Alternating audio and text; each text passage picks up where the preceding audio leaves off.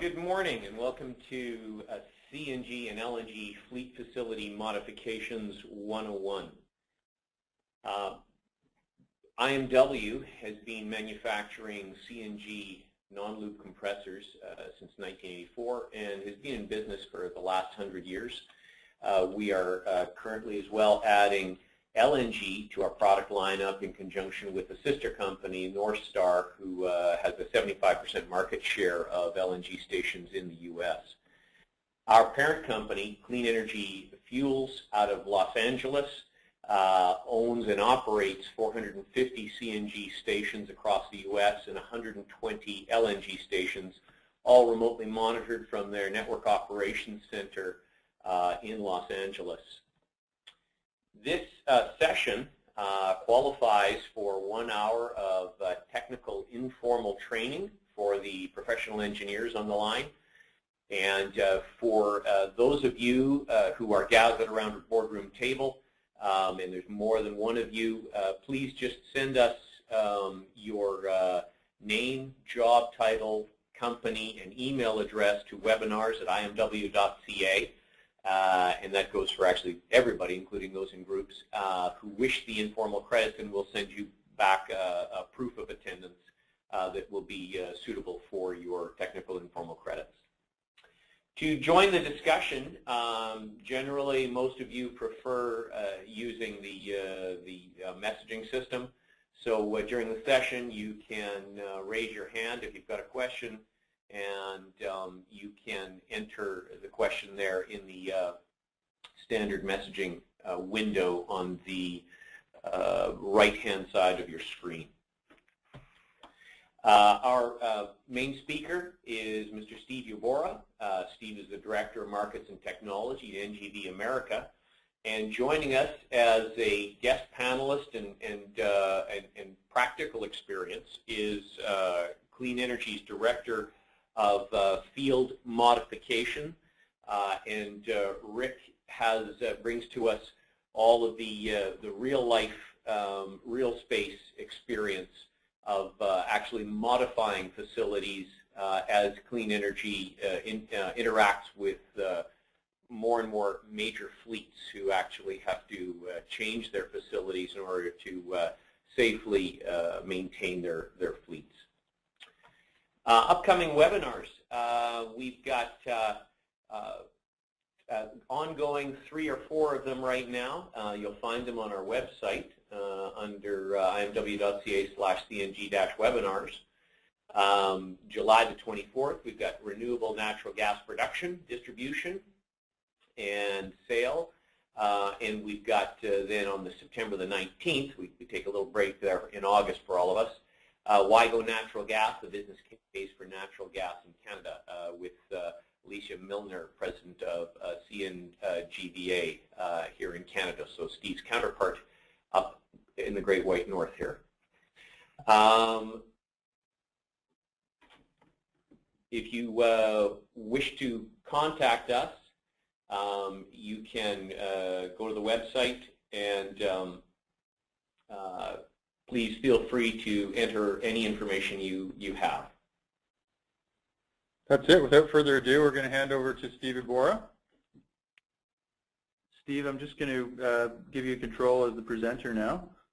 Okay. Let me know when it's live there. Yep. So you should see the. Got it. I got it, and we're good to go. All righty. Let's see here. All right, so hopefully, do you, just a quick check with our host here, are you seeing our first slide, the opening slide, yes? Great. Okay, so today we're going to be talking about the modifications that may be required for adding CNG or LNG to an existing maintenance facility. And I want to point out up front that this is a PowerPoint that's based on a definitive document written by Doug Horn, who's a professional engineer and the president of the Clean Vehicle Education Foundation, for which I also work.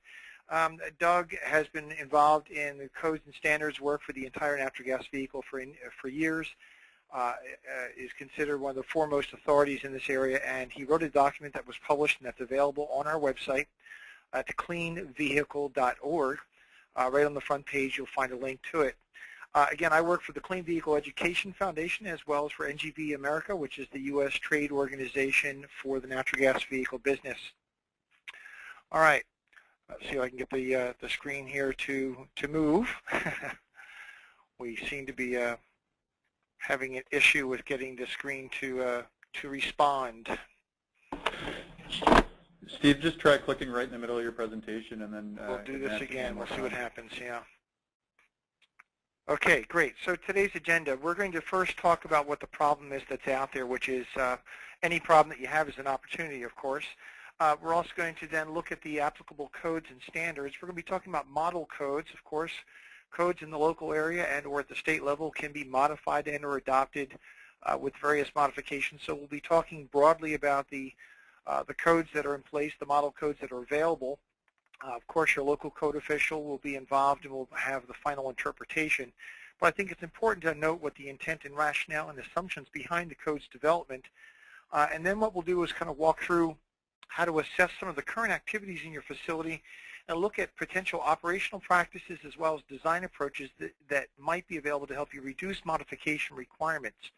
And then we're going to go through that whole process of kind of running through kind of a decision tree and talking about CNG and LNG modifications for major repair facilities. And again, you'll notice that I have major repair in quotes here because of the there is going to be a discussion about minor versus major repair, and that's an important thing that you might want to consider in your strategies as you move forward.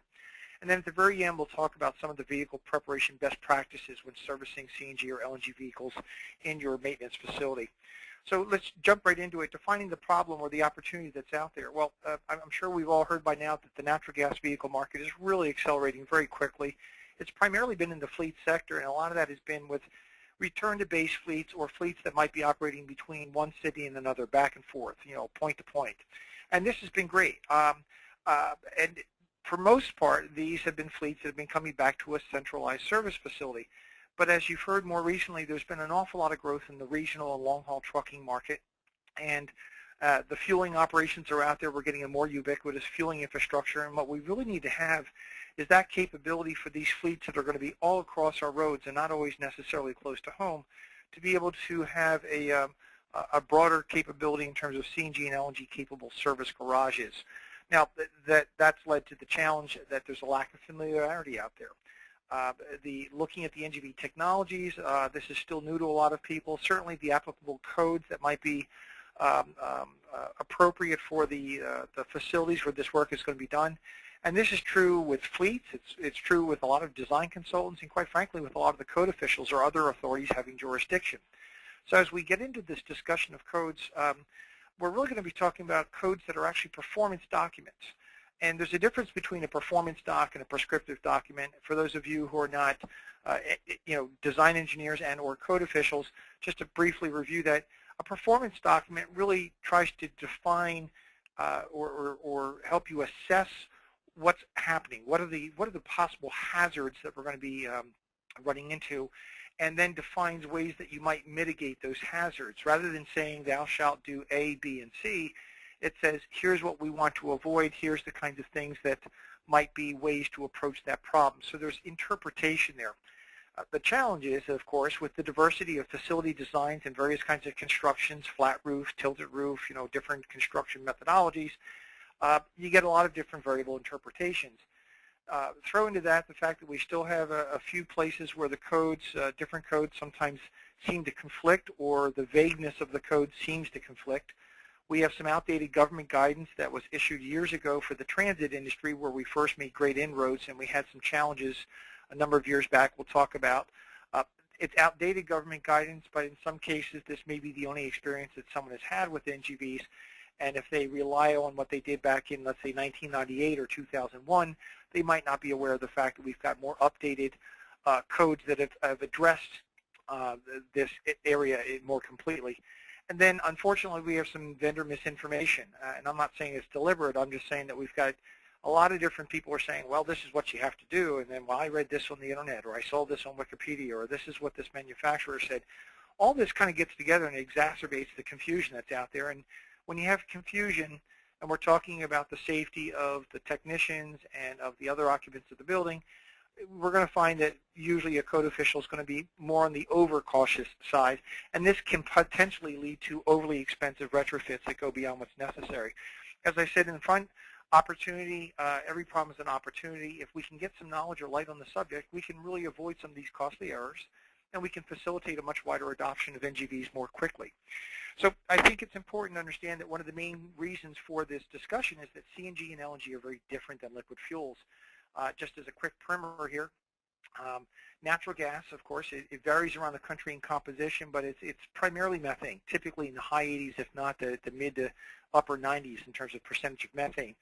There are a few other constituent gases in there and some inerts. There's ethane, there might be a little bit of propane, there's various inerts. But the main molecule in there is methane. So methane is CH4. It's 1 carbon, 4 hydrogen. It's important to understand that for a couple of reasons. One, that's an awful lot of energy bonds for very little carbon content. That's why we're known as being a very energy-dense, low-carbon fuel, very clean fuel. But if you look at the molecular structure, that also means that this is a very light molecule. It actually has a specific gravity of 0.55 to 0.65, and that means it's lighter than air. 1 being the number that air is 1, and anything more than 1 is heavier than air, lighter than air is less than 1. And this is one of the things that makes it very different from gasoline or diesel fumes, as well as propane, by the way. I want to make sure those who are on the line who may be looking at or working with propane as part of their overall strategy understand that propane is oftentimes thought of as being similar to CNG because it's a gaseous fuel, but it does have some different properties that I think you should be aware of. It's heavier than air, so therefore it's going to have some behavior that acts more like the fumes that you may get from gasoline or diesel. Another important point, there's a very limited combustion ratio in natural gas. You really need to be between that 5 to 15% concentration of gas to air ratio for that, as well as the introduction of the oxygen, as well as the ignition source. Those three things combine to get to a combustion event. And if you don't have all three of those things, then you're not going to be really in a situation where there's a potential ignition. And speaking of ignition, natural gas has a very high ignition temperature. It's over 1,000 degrees, which actually means that it's a higher ignition temperature than gasoline or diesel. Now, many people think that, well, natural gas kind of it stinks, right? It's got that odor. Actually, natural gas in its natural form is colorless, it's odorless, it's a non-toxic substance. What we do is we actually add a substance called mercaptan to natural gas. It's in our pipelines.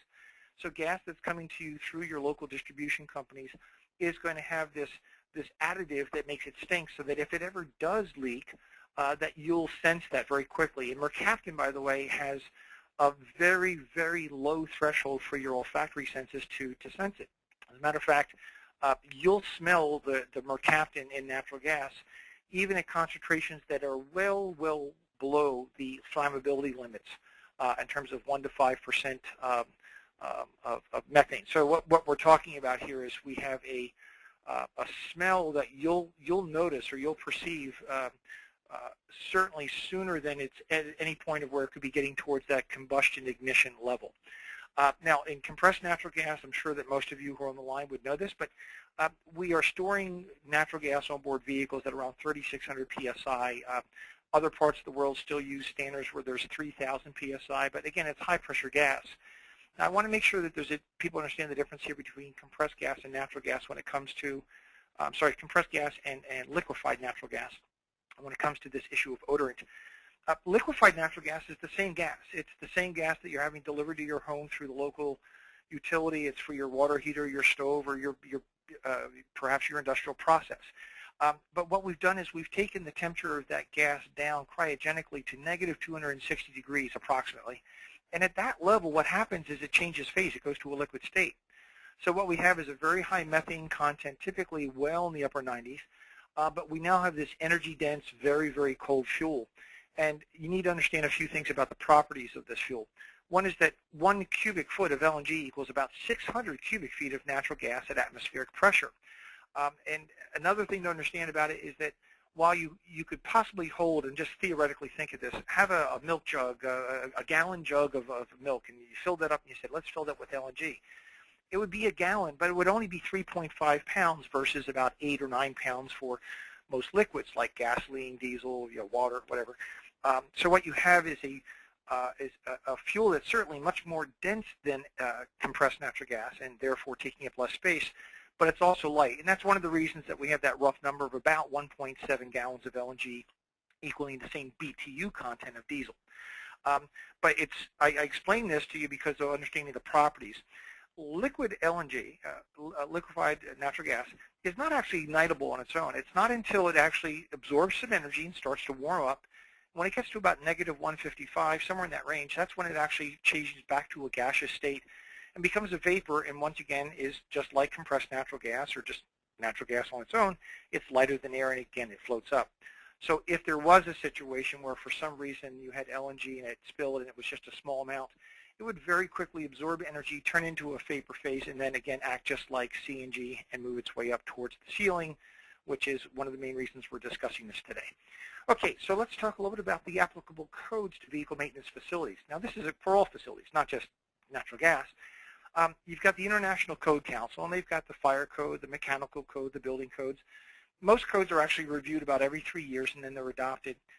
And those are very important codes, these 3 codes as part of the Code Council. But in this area, I think we're going to find that the National Fire Protection Association, or NFPA 30A, which is the Code for Motor Fuel Dispensing Facilities and Repair Garages, the most current version being the 2012 mode there.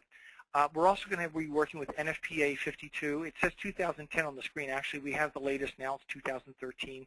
This is the broader, more what we'll call the overarching omnibus bill or code that relates to natural gas vehicles, and that's the Vehicular Gaseous Fuel Systems Code. One other code to mention that I think is important because it says it's for parking structures. That's NFPA 88. And what happened is in 2013, NFPA 88, those things relating to parking structures actually was moved into NFPA 30A. So it's still there, it's still addressed. So when I talk about NFPA 88 today, we'll find that that's actually now incorporated into 30A. You go, well, why is parking structures important? We're talking about maintenance facilities. When you really think about a maintenance facility, oftentimes you're going to have a vehicle in the garage overnight. It's going to be there, and in effect, it's becoming a parking structure. Now, one of the most important things about this slide is not all these different code bodies. It's the fact that national codes, these are voluntarily adopted by the states and local jurisdictions. These are model codes. 2 things apply.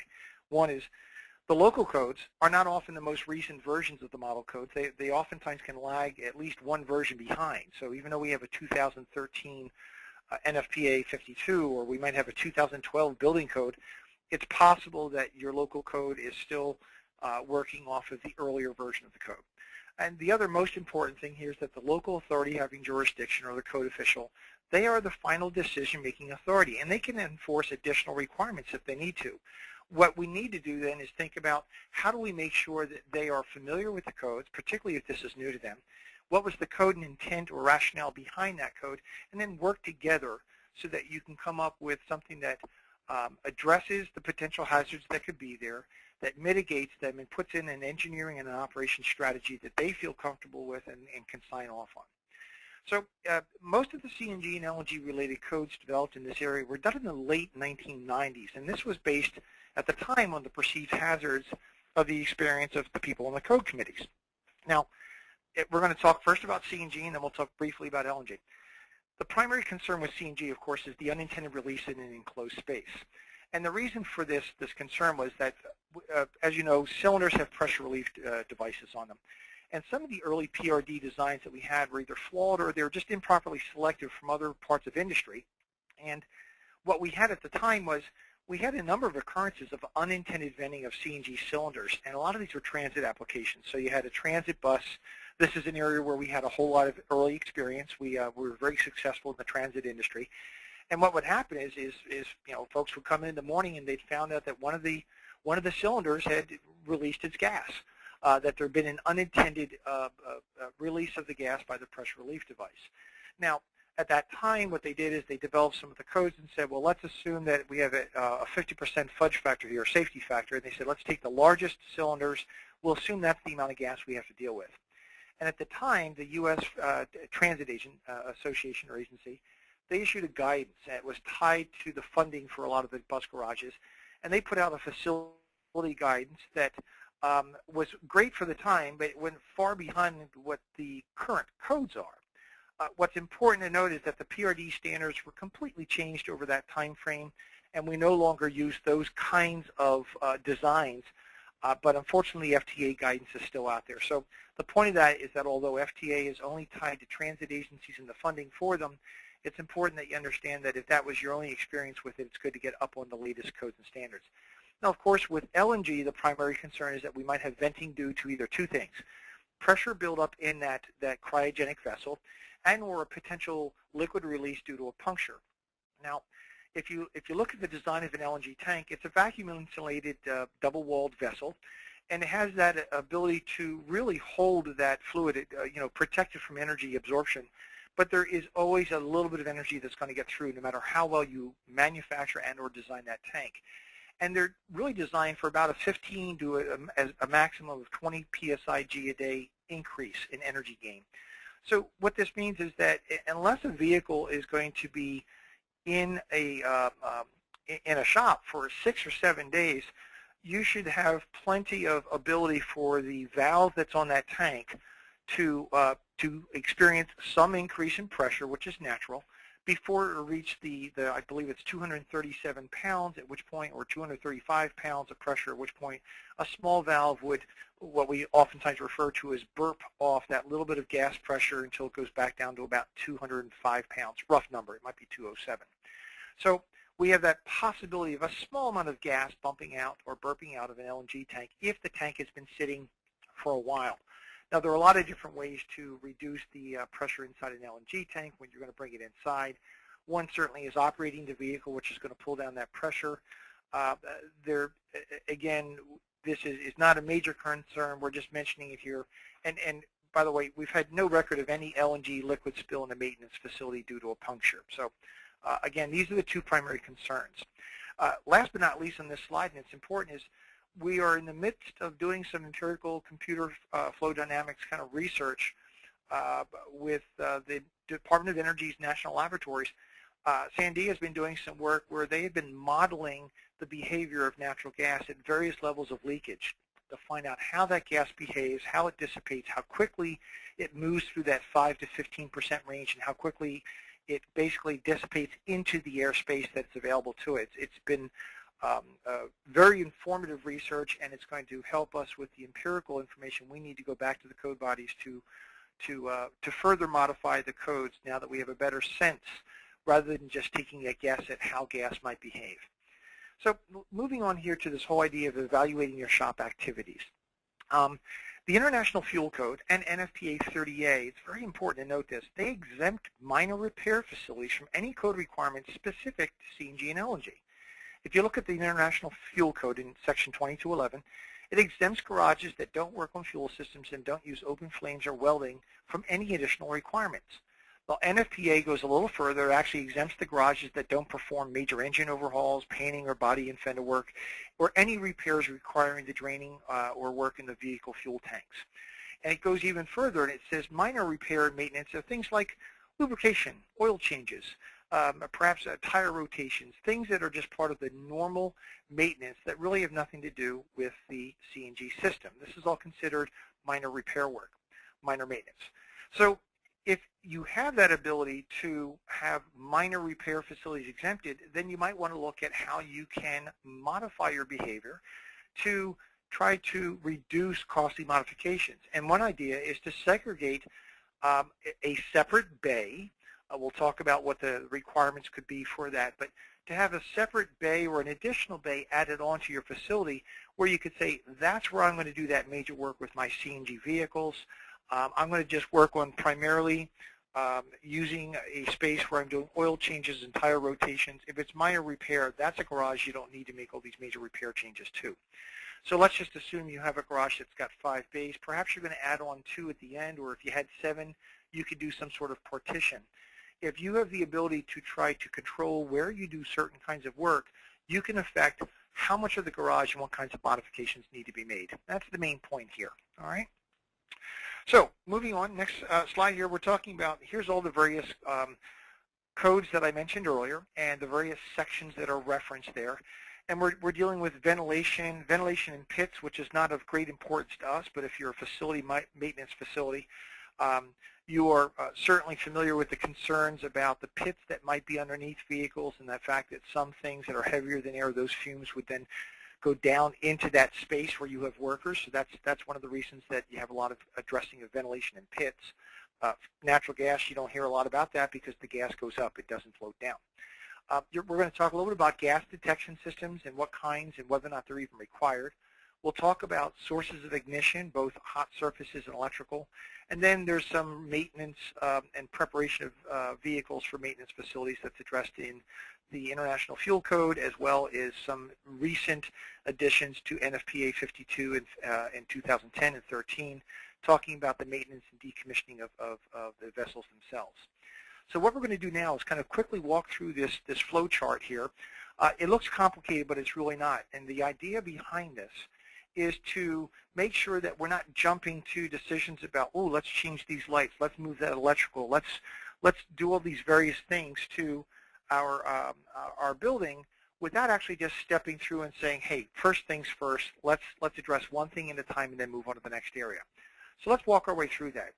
Does the existing maintenance facility meet the ventilation code? Well, if you look at the International Mechanical Code, Section 403, it requires that repair garages for any kind of fuel has a minimum ventilation rate of about 3/4 of a cubic foot per minute per square foot. Now, I want to point out something here before we go any further. We're going to be talking here in this ventilation discussion over the next 5-10 minutes about how many cubic feet per minute on two different bases. One is per square foot of floor space, and then we're also going to be talking about per cubic feet per minute per cubic foot of available volume or space in the garage. And those are two very important distinctions, and I'm going to kind of make reference to them here as we move forward. So the mechanical code says, well, you should have a minimum of 3/4 of a cubic foot per minute per square foot of floor space. But the parking garage structure model code says it should be 1 CFM. And because, as I said earlier, most facilities are going to have a vehicle that will possibly stay in overnight. You know, you don't always service a vehicle and get it right out the door. We tend to think that a maintenance garage should be ventilated at that 1 CFM per square foot. So first of all, do you meet that requirement now with your gasoline and diesel vehicle repair garage? If not, you need to bring that ventilation rate up to code. So if you have gotten that level, let's go to the next step. What's the garage type? Do I have a space where I'm going to be doing just oil changes and tire rotations and things like that are minor maintenance? Well, if it's minor repairs only or minor maintenance only, again, as we said, the fuel code in NFPA 30A said there's no modifications required by the codes. This is where you need to take that next step. You go, are there going to be major repairs in this garage?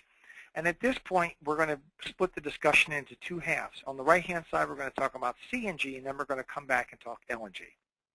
So if we're going to have a fuel type in the garage where we're adding CNG, well, we're going to then address how are we ventilating. Well, let's assume we're going with mechanical ventilation and see what the codes say. So the International Fuel Code, again, under Section 2211, says, well, there will be a continuous operation of the ventilation system except when they are interlocked with the lighting circuit. That's great. When you look at it, though, there's no mention of methane detection systems required when you have odorized CNG, okay? So there's nothing there that says you have to have methane detection. However, it does say that the rate of ventilation will be 5 air changes per hour, which is 1 cubic foot per minute per 12 cubic feet of space. Now, this gets back to that point I made earlier about cubic feet of space versus square foot of floor space. If you're in a building where you're doing 1 cubic foot per minute per square foot, well, then at 12 cubic feet, you're at 5 air changes per hour. As soon as you start going over 12 feet, and let's face it, most garages are going to have a ceiling height that's more than 12 feet, the 5 air changes per hour is actually going to be a higher ventilation rate than the basic mechanical code would say for just occupancy. All right? So now we're going to get into a decision of, gee, do I want to go with a ventilation strategy, or is that going to have an energy impact that I really need to be taking into effect because I'm going to be increasing my airflows to be going with this dilution strategy, this dilution of the air so that I don't have an ignitable mixture. Let's go back to NFPA 30A on the same situation. Again, it's silent on the operational requirements for CNG repair facilities. It does address fueling indoors. That's a very different thing. Again, another area where a lot of people tend to get confused. But again, there's no mention of methane detection as a requirement for odorized CNG. So the strategy here can be methane detection systems that will trigger ventilation rates and the flushing of the air, or a increased ventilation strategy that will then dilute that air so that we're not creating that hazard. Remember, going back to the concept here of performance document, we want to reduce or eliminate an ignitable mixture. One of the ways to do that, of course, is to get rid of the concentrations, and that means diluting of the air. So ventilation is really a clear strategy. Now, again, you do have the option, if you're not going mechanical, both allow the authority having jurisdiction to go with natural ventilation. If that's what they'd like to offer, that's fine. Again, you'll want to make sure that you are getting the proper dilution there.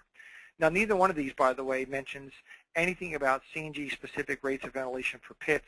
And again, this gets back to that issue of the fact that natural gas is lighter than air. So next we're going to talk about sources of ignition. So we've talked about how am I dealing with the potential for the mixture in there to be ignitable. And we discussed primarily an approach which is to go with dilution. If you choose not to go with dilution, then you can go with a methane detection strategy that then creates the ability to sense when there's a, quote, triggering event and then move into higher ventilation rates. Regardless, though, we have to then also address sources of ignition. And we're going to do two kinds, hot surfaces and then get into electrical. So again, if we look at the fuel code, the International Fuel Code, Fire Code, I'm sorry, in Section 2211, it only addresses liquid fuels. And this is where it talks about making sure that we don't have any ignition sources within 18 inches of the floor. And this is referenced in the building code, the mechanical code, even in the electrical code, NFPA 70. And the idea there is that those fumes would then sink to the floor, and if you have pits, down into the pits, you want to make sure we don't have any kind of ignition source, right?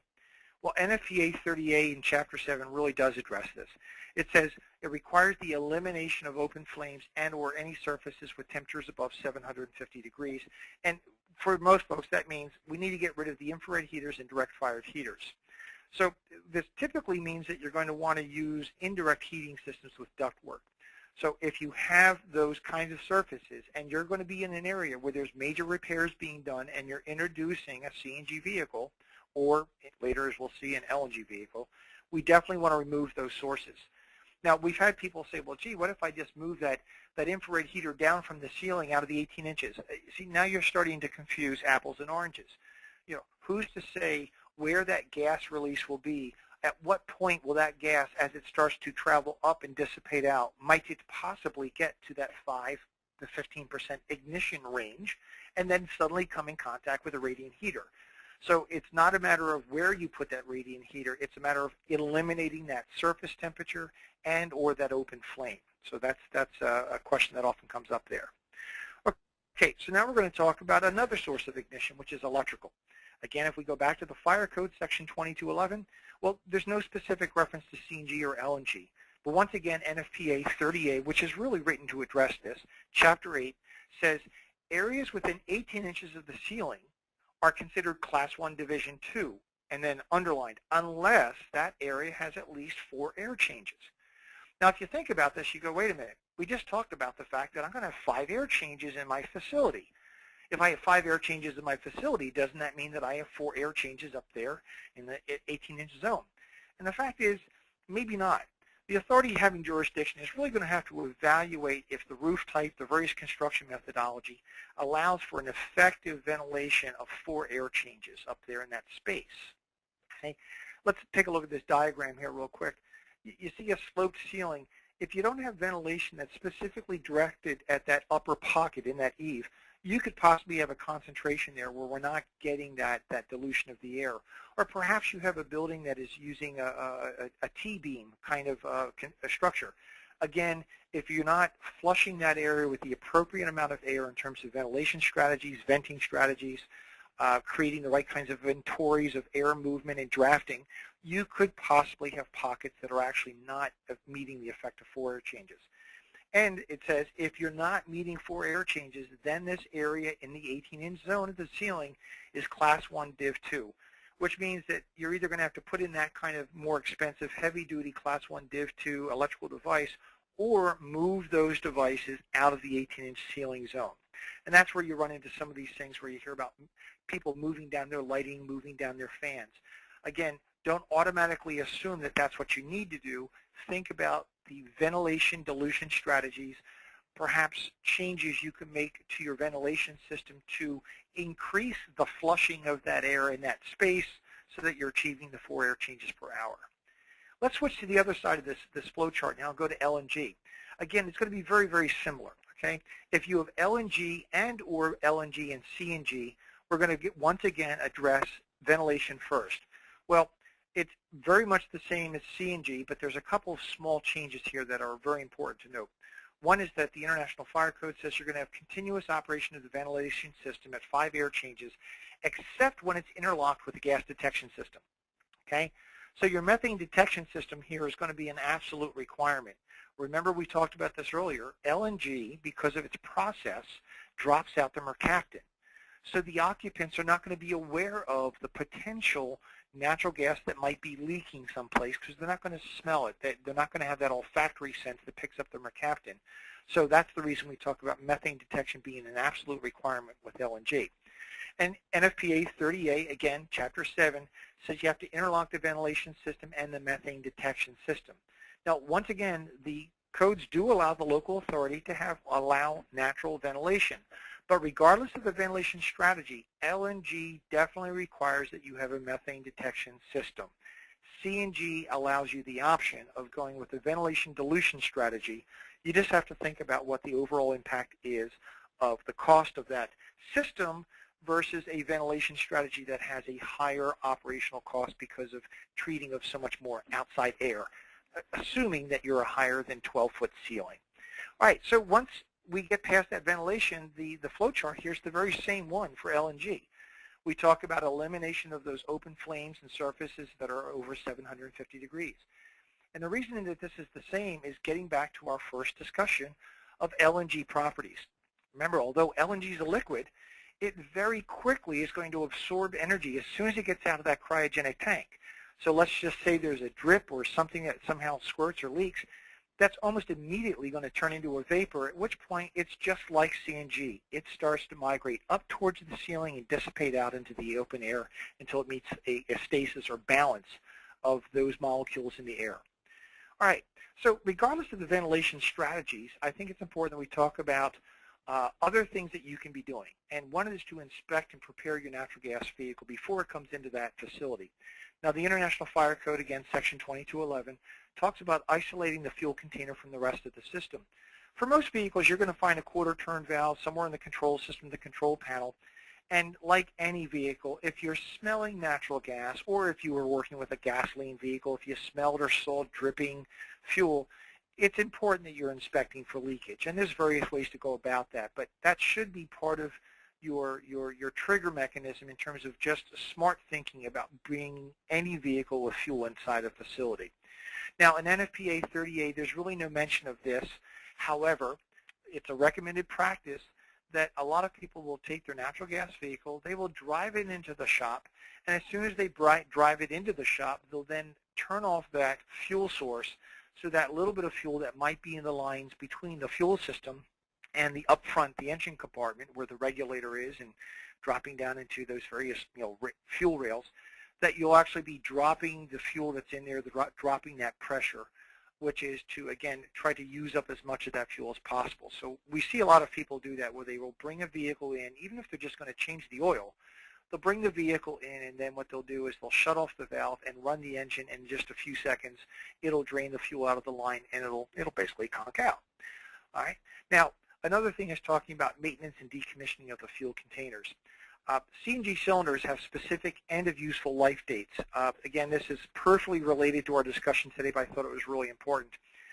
All CNG manufacturers will put a label on their cylinder on the date of the manufacture that says this is the manufacturing date, and will say this should not be kept in service beyond the following date. That date can be either 15 years, 20 years, or 25 years, and that cylinder, and those are 3 different construction methodologies, okay? You cannot take a 15-year cylinder and make it a 20-year cylinder.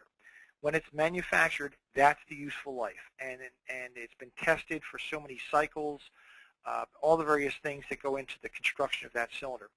The key issue here is that the cylinder has a useful life. You should be certainly checking on those to make sure that you are not operating vehicles that have tanks on them that are beyond their useful life. NFPA 52, the 2013, actually says that there should be written procedures in place for inspection and decommissioning of your CNG cylinders, and we certainly recommend that you train your staff. 52 also makes reference in the latest that there should be defueling apparatus, either captured or direct atmospheric venting, but that you should have the ability to defuel a cylinder in case you need to be working on and or inspecting the cylinders, which is part of the process every 36,000 miles, every 36 months, and or any time that the vehicle has had an accident and or a fire. So you should have the ability to defuel that cylinder all the way so you can do an inspection both inside and out whenever there's been one of these incidents. All right. So one last thing to wrap up here before kind of opening up for some Q&A, and also our other guest here, who's Rick, who's got a lot of experience, Rick Mendoza, with facility modifications and has dealt with the various code officials around the country. I want to get back to the shop design modification consideration. Let's just assume that you've made a decision to do minor repairs in one area, but you're going to have an area where you can work with CNG or LNG for major repairs. One is, if you're going to have this separate facility or separate space or an isolated space, there needs to be interior walls with a 2-hour fire rating, and it must be continuous from floor to ceiling. Now, this could mean that you're adding on to an existing facility, or perhaps you are going to take an existing facility and isolate with a wall that goes from floor to ceiling and it's sealed. It can't have any leaks in it. Now, that's a 2-hour fire rating there, as you can see at that diagram. For the major repair area, at least one wall does have to be an exterior wall, and that the primary access is from outside. So what you're trying to do is make sure that you're not making the only way for someone to get from one part of the garage to the other is from a space that is not prepared for CNG into one that is, so that there's a leak, that opening of the door doesn't just automatically kind of defeat the entire purpose. So having that outside access door is one of the requirements. And the interior access between the minor and major repair areas, it has to be a self-closing fire door with an approved rating. Typically, that's going to be a 2-hour fire rating as well, but you call or check with your local code official on that, okay? Now, the last and most important is the minor and major repair areas have to have separate ventilation systems. So what I've shown here in a simple diagram is the idea of an indirect outside air unit heater, something where you're taking air, certainly not something where you're going to direct vent from inside and take those fumes and run them right back through the burner. A good example here is we've talked with people who've taken old paint spray booth areas where they've got ventilation systems that have been separated from the rest of the facility. They're not using direct flame. They're not using air coming from the facility back across that burner because they've got paints and other thinners and other kinds of flammable liquids. And this brings up one more point that's, I think, very important for a lot of you who might be introducing natural gas vehicles into your fleet. We know that a lot of fleets will have a paint spray booth, and it's very important that you understand that the CNG on a vehicle has been rated, it's a tank at 3,600 pounds, assuming a 70-degree temperature. And fueling systems will fuel with a temperature compensation methodology. So if it's very, very cold outside, they'll actually put in less than 3,600, knowing that when that vehicle or that cylinder warms up to 3,600, warms up to 70 degrees, that we don't really want it to exceed 3,600. We have the ability to go up to 4,500 pounds on that cylinder with the heat of compression from the fueling process, and then to have it cool back down to 3,600. But I bring this point up here for this reason.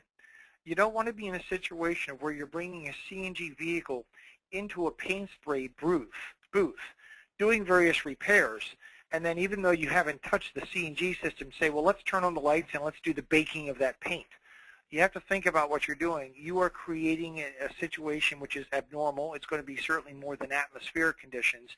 And you could have a situation where you are going to be putting an undue stress on that tank, which if it's a full tank and you take that room up to a very high temperature to bake the paint, you might not realize that you're also creating a situation that really is going outside the parameters of the design of that CNG tank. So just be thinking about when you're going to be doing that kind of extreme heat or very high heat, that you might want to be thinking about defueling the CNG or LNG vehicle certainly in advance of that.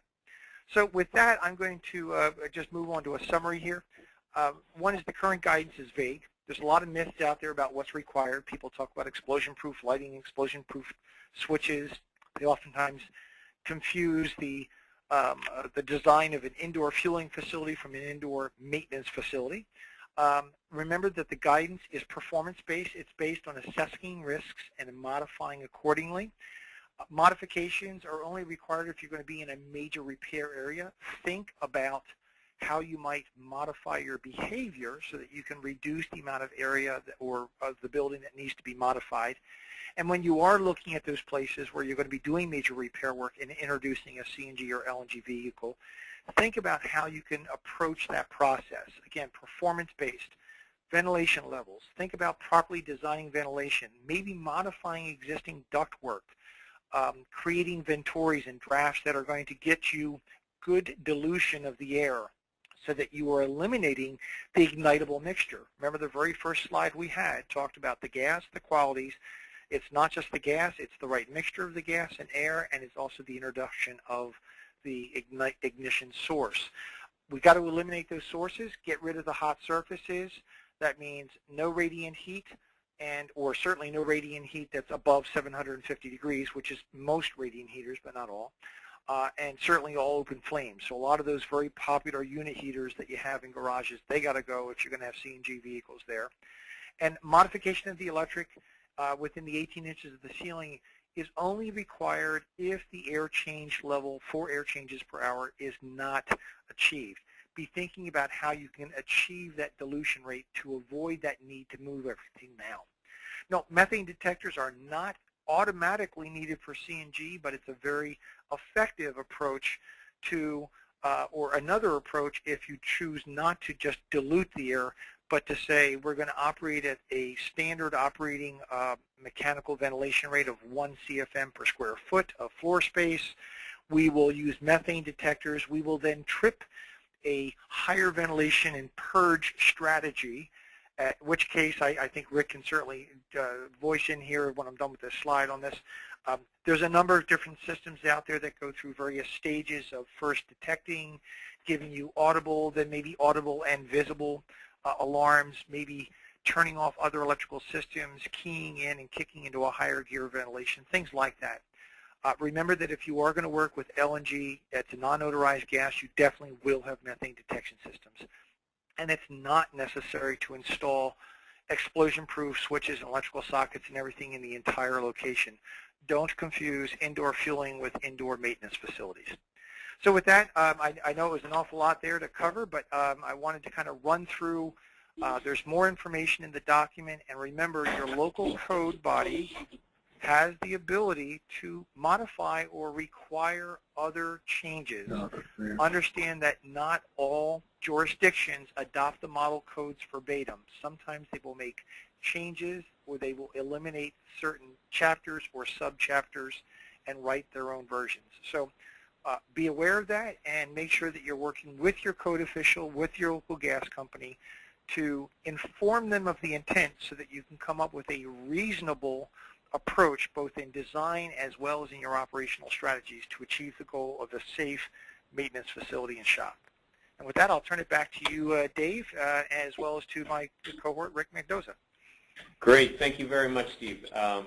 Rick, not to put you on the spot, but you, again, are head of our Facility Mod Services group at Clean Energy Fuels and bring the practical, real-life experience to this discussion. Did you have any points that came up during that session that you'd like to talk about? Yes, excellent presentation, covered thoroughly the requirements, the model code requirements. There are some applicable items that come up when you're actually when you're past the theoretical stage and you're at the counter at the fire marshal and discussing the requirements and trying to get your facility code compliant. A few things, I'll touch a couple of items that come up on a continuous basis. One, it sounds as if it should be understood completely, but as you go through across the nation and in Canada, as we're modifying these facilities, one important thing is that your existing operations are permitted. It sounds basic, however, some people that may lease facilities go in there, start a maintenance facility, and they haven't completely got the permitted requirements from local jurisdiction, and that runs into issues. We've ran into problems where existing facilities are not permitted for their basic maintenance shop operation, so they don't have their ventilation rates per basic maintenance shop. They've been grandfathered in. Now the jurisdiction sees an opportunity to apply the updated codes. You have where local companies have added on facilities. Say they've added on a wing onto an existing permitted operation. Well, adding on a wing may seem insignificant. However, if you don't have a fixed fire protection system, when you start exceeding certain square footage of a maintenance facility, that is a requirement just being a maintenance facility. Anything beyond a single story of a maintenance facility at above 12,000 square feet must have a fixed fire protection system. So, I mean, those are the things that we run across, just bringing the existing maintenance facility up to the petrol fuel codes. Then we start looking at the requirements for natural gas and bringing it to a code compliance at that point. Stephen went through several options there. We see a lot of the heating components as we go into Canada, the Northeast, Central America. A heating component is a significant impact on the shop modifications. There are means of reducing that cost. There are manufacturers that are seeing the demand in the industry, and they have came out with technology where if you have the infrared tube heaters, those can be replaced with code-compliant infrared tube heaters that do not exceed the 750-degree surface temperature requirement. So the manufacturing industry has started looking at the demand and is starting to meet demand.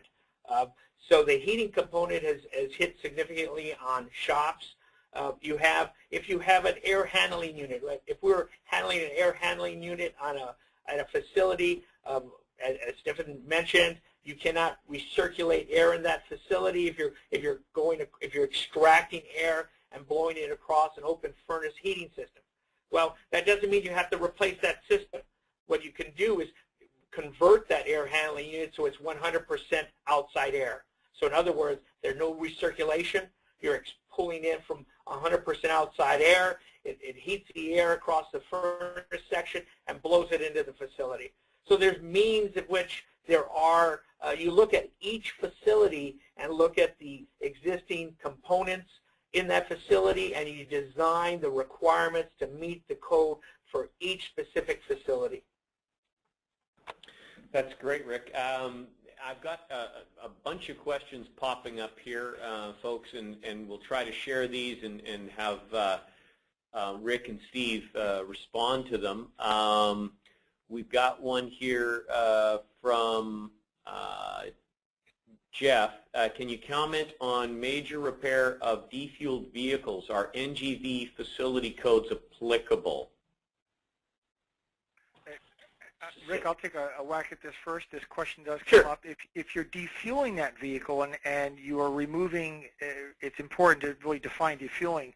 If you are completely defueling the vehicle, then you really have removed the entire, CNG hazard from it, and you should be able to work with your current facility as it stands, assuming it meets the code, as Rick said, just for basic petroleum facilities.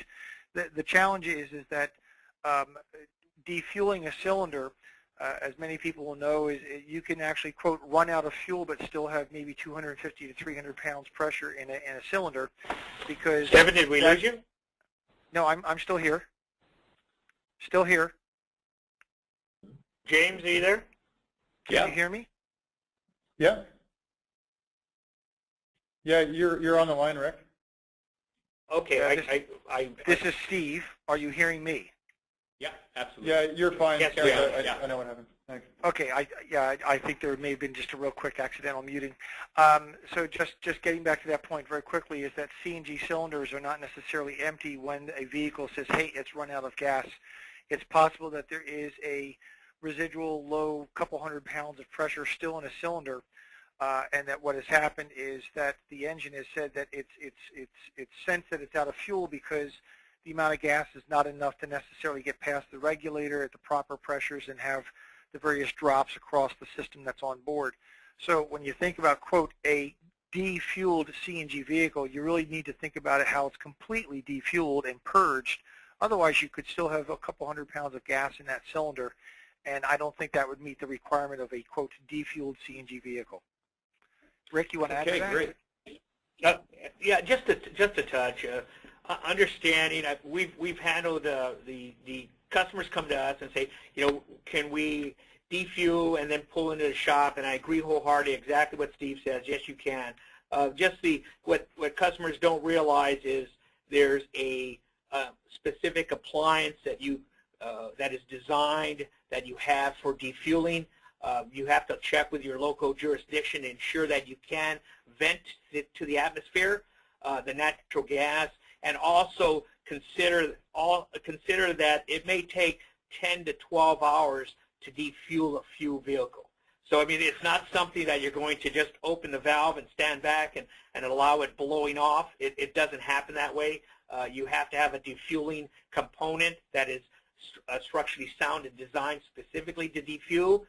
You have to have it located on your facility a certain distance from important buildings and structures, and you have to ensure your local jurisdiction will allow you to defuel to the atmosphere.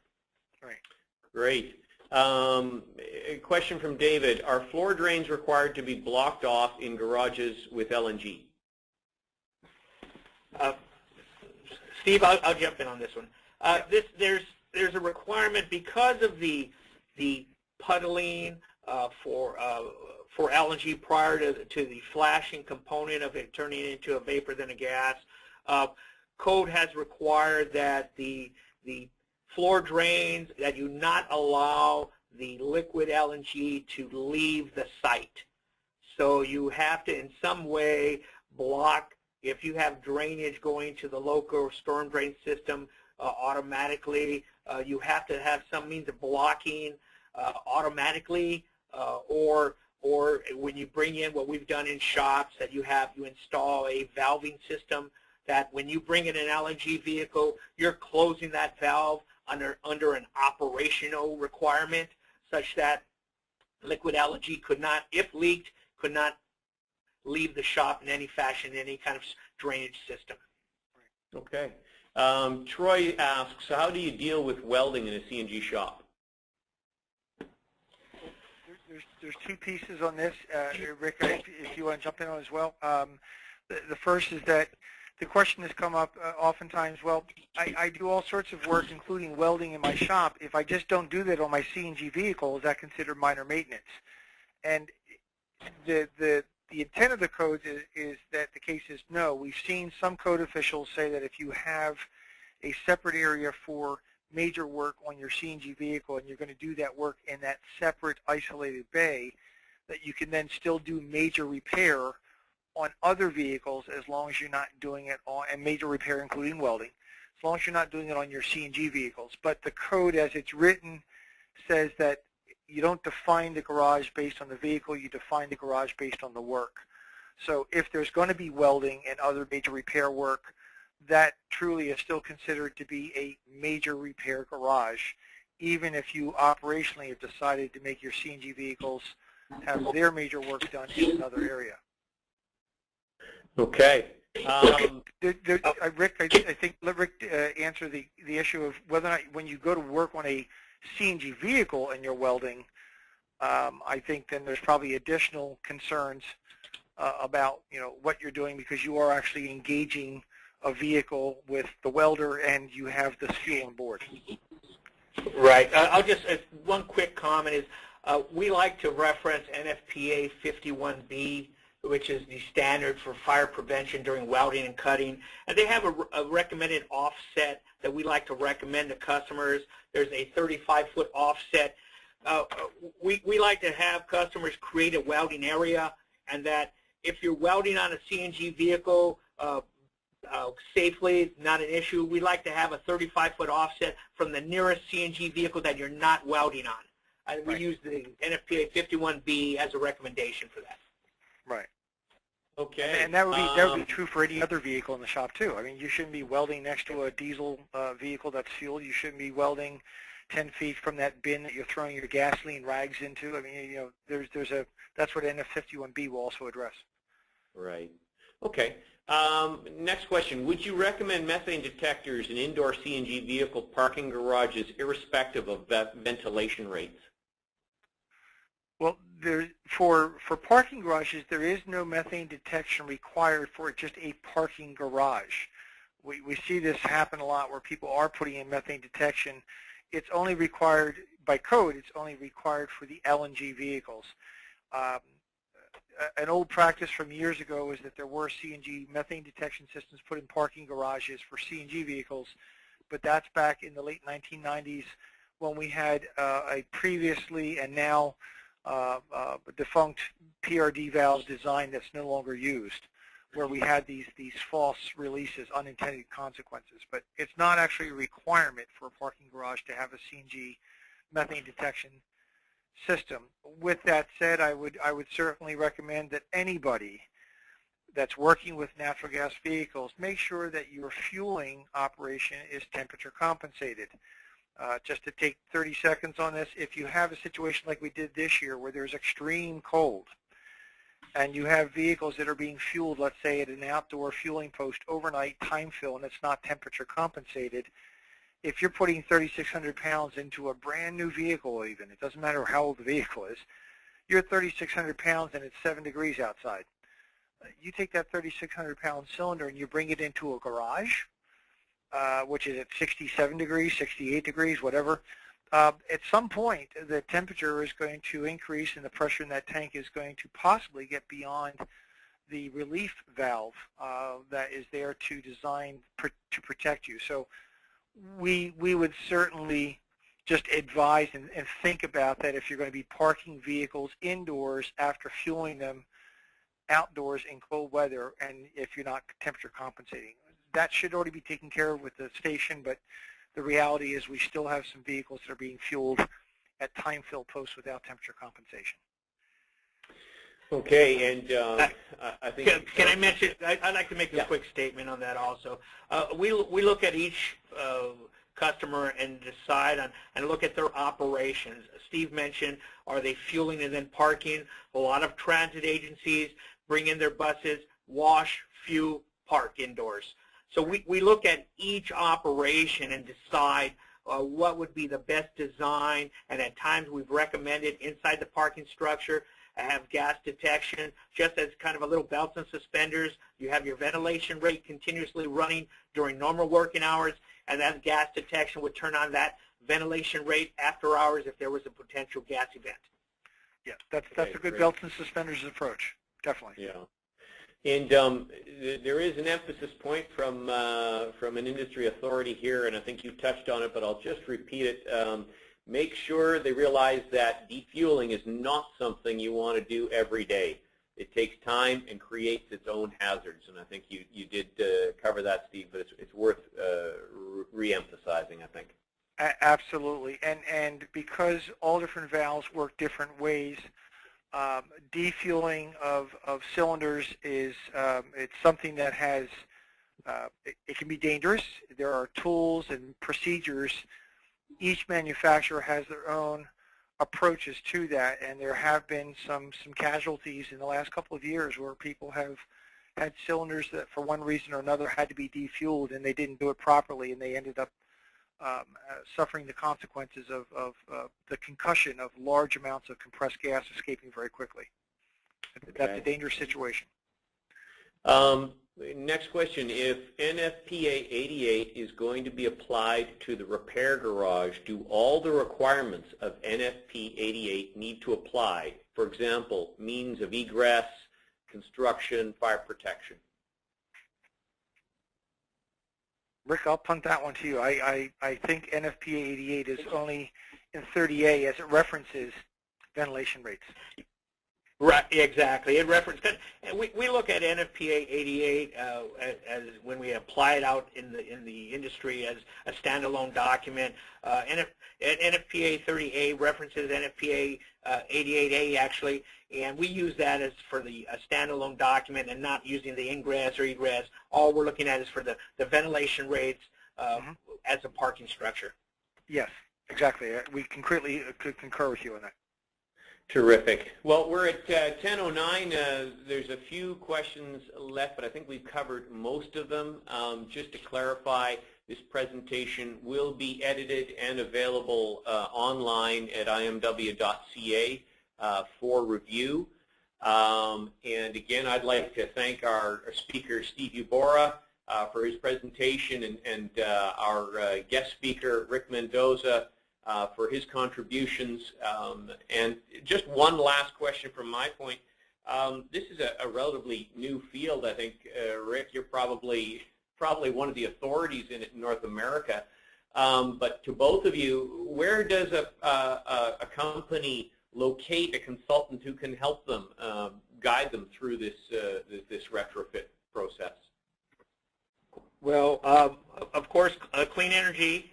That's what we do. We have a dedicated staff just for building modifications, but there are several consultants out there that have been dealing with the industry for several years, and they are very qualified to assist customers out there in the evaluation.